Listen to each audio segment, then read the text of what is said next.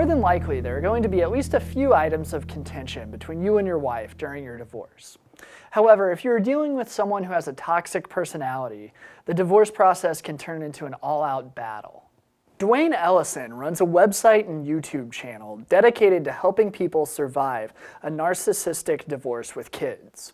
Ellison says, more than anything, fathers need to keep a cool head when divorcing an especially difficult spouse.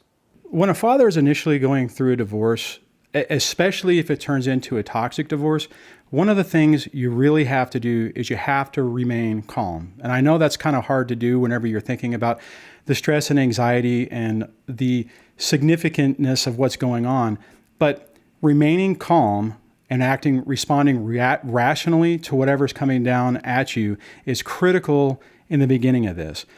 It's also difficult because when you first start, a lot of times you have an expectation of how this divorce is going to go. You probably think it's going to be rational, and you're going to be able to cooperate, and you're going to be able to focus on the good of the children. And sometimes that doesn't happen. And when it doesn't happen, those attacks and the viciousness of the process can really get you off balance and get you to start reacting, like I said earlier, emotionally instead of rationally. And that is a recipe for disaster in the early stages of a divorce. Ellison adds that when dealing with the toxic divorce, the recovery process can be longer than a traditional breakup where both people are focused on the good of the children.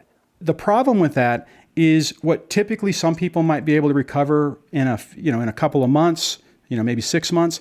When you're dealing with a situation that's toxic and it lasts longer, that recovery process can be incredibly complicated, and you need to understand that that's part of the process, and it's normal. It doesn't feel like it at the time, and it can feel really overwhelming. It can feel like you're trapped in a nightmare that won't end, and that's not necessarily true. The more you work on the items I was talking about before, about remaining calm and being rational and focusing on your kids, all that starts to stabilize and your recovery process starts to decrease.